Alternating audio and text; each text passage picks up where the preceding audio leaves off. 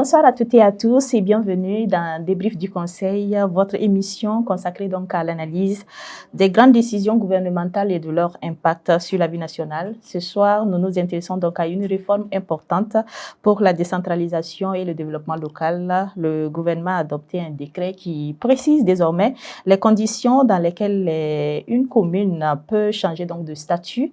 Désormais, ce changement dépendra principalement de la capacité des communes à mobiliser et à générer efficacement leurs propres ressources financières.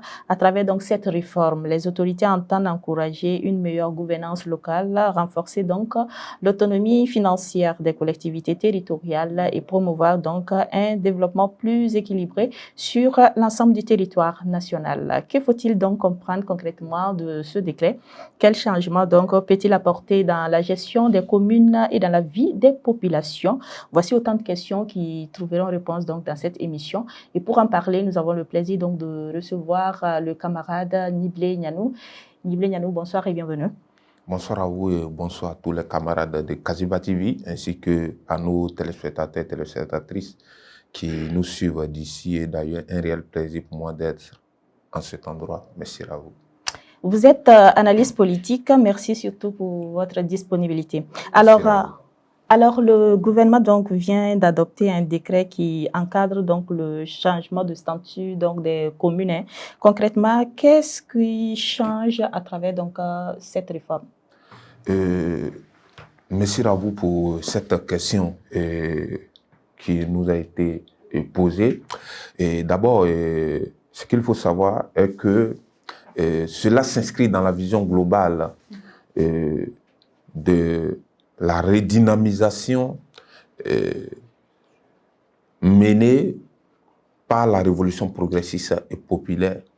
Parce qu'aujourd'hui, vous n'êtes pas sans savoir que nous sommes en révolution. Donc aujourd'hui, l'État met en place le CONAFIL, qui est réellement l'institution chargée de réellement diriger la mise en œuvre de la décentralisation de notre pays, qui est le Comité national des finances locales. Oui, on va en revenir, mais voilà. Concrètement, quelle est votre appréciation? Donc, pour nous, cela viendra encore une fois de plus permettre à la nation burkinabé de se redynamiser. Parce que on avait un pays qui était sous-administré. Il faut avoir le courage de le dire à travers le manque des infrastructures de base, à travers les zones les plus reculées de la capitale ouagalaise et bobolaise. Donc avec cela, l'État s'est rendu compte que l'événement que nous sommes en train de vivre, il s'agit de l'insécurité, cela n'est pas dû seulement à une guerre qui nous a été imposée par l'impérialisme, mais cela est dû plutôt au manque de la présence de l'État dans certaines zones reculées de notre territoire national. Raison pourquoi aujourd'hui l'État a jugé qu'il était nécessaire de redynamiser la collectivité territoriale pour qu'il y ait une présence permanente de l'État dans tous les 4 coins de notre pays. Alors désormais, le statut donc d'une commune dépendra donc de sa capacité à mobiliser ses propres ressources financières.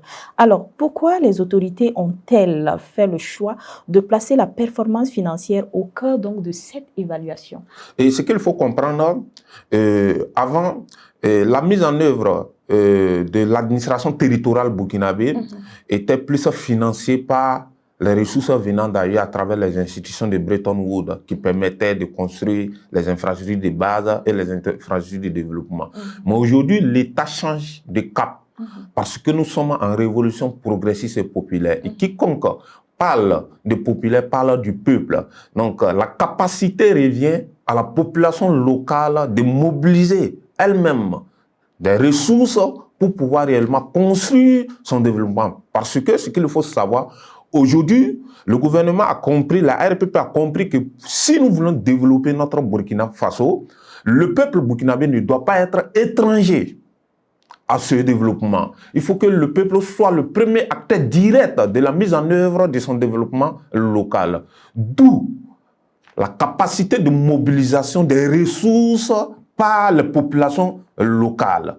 Raison pourquoi aujourd'hui l'État est en train de mettre en place une révolution agricole qui va permettre réellement de permettre à la majorité des populations burkinabées, parce que vous n'êtes pas sans savoir que 80% de la population burkinabé est à la fois élevée et agriculteur. Donc cela va permettre réellement de booster le développement national à travers la collectivité territoriale pour réellement créer ce boom économique qui va permettre à chaque collectivité réellement de se développer partant de la base vers la tête et non de la tête vers la base. C'est-à-dire de l'État, de la population, du peuple vers l'État et non de l'État vers le peuple. Or, avant, c'était de l'État vers le peuple. Et quand c'est comme cela, le développement devient un développement biaisé.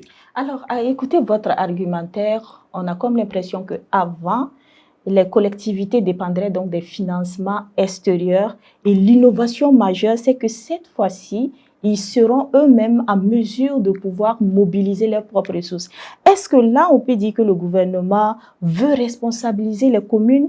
Est-ce qu'on peut encore dire que les communes doivent donc devenir une actrice de son propre développement? Oui, il faut le dire.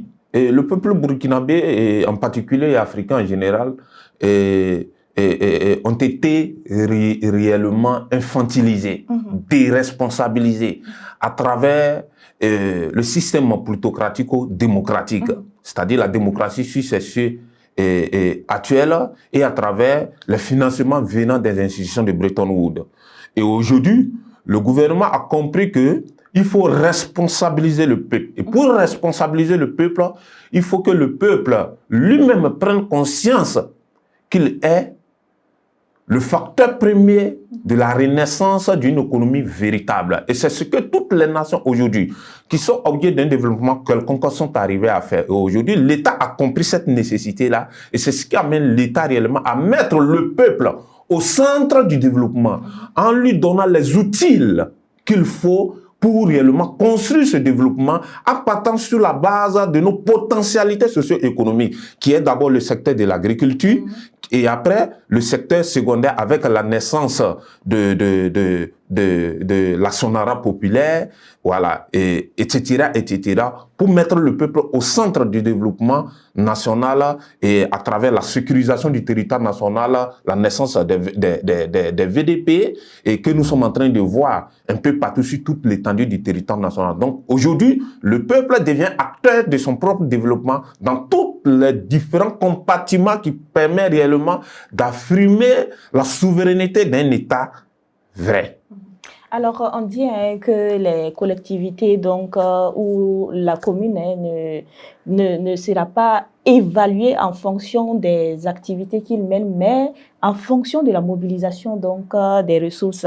Est-ce qu'ici, on peut dire que le statut devient une récompense pour la bonne gestion? Oui, absolument.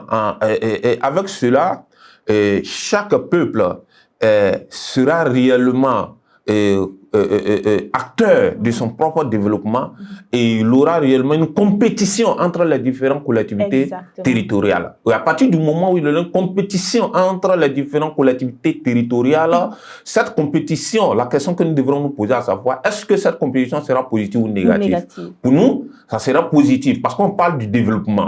Donc, pour chaque région, pour chaque province, pour chaque commune, chacun sera obligé maintenant de travailler pour réellement développer son territoire, pour ne pas accuser Y ou X pour être à la base de son sous-développement. Donc pour nous aujourd'hui, cela va amener l'ensemble des populations burkinabées à se mettre plus au travail, à travers les 4 coins de notre territoire, pour réellement contribuer au développement, parce que le développement ne peut pas venir d'ailleurs. Pour se construire, il faut que nous comptons sur tous les 23 millions d'habitants burkinabés. Et c'est ce que le camarade capitaine et ses collaborateurs ont compris, et non des financements venant d'ailleurs, parce que nulle part dans l'histoire, les financements venant de l'extérieur ont constitué à développer un pays. Non, ça n'existe pas. Le développement a commencé d'abord par le bas peuple, et c'est ce que par exemple Mao a fait avec la révolution de 1949. Lorsqu'il est arrivé, il a mis le peuple au centre du développement à travers l'agriculture et les différents secteurs stratégiques de l'économie chinoise.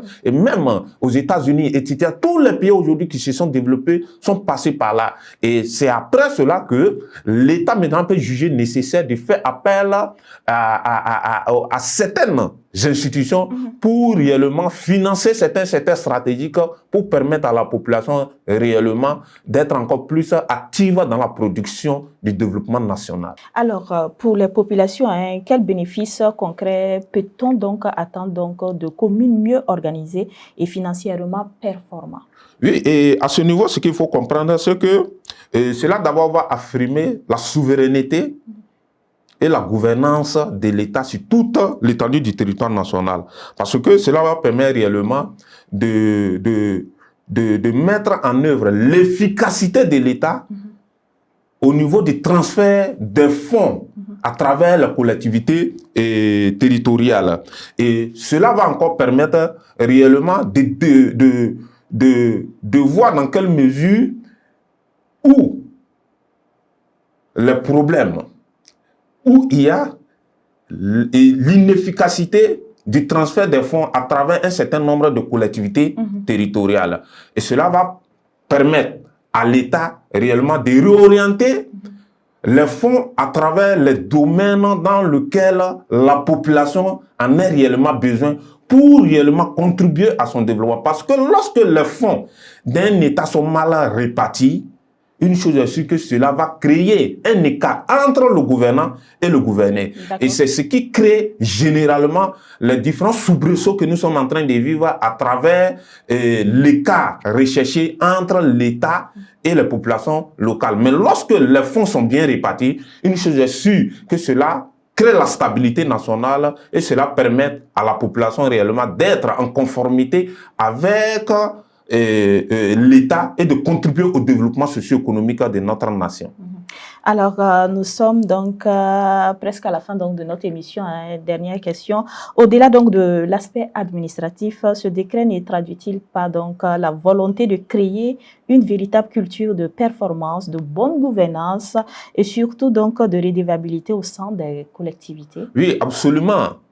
Aujourd'hui, l'objectif recherché de tout ce que nous sommes en train de vivre, c'est le développement socio-économique. Un peuple épanoui, c'est un peuple qui vit une base de développement socio-économique fort. Donc aujourd'hui, cet outil de financement mis en œuvre par l'État va permettre réellement de créer le développement socio-économique à travers tous les 4 coins du Burkina Faso en détectant à travers les différentes collectivités territoriales les différents potentiels des communes, des régions, etc., pour réellement appuyer avec cela des financements pour permettre le boostage de la renaissance économique de nos différents pays. Parce qu'aujourd'hui, qu'on veut ou pas, nous avons un pays qui est riche d'un point de vue humain et d'un point de vue des ressources socio-économique.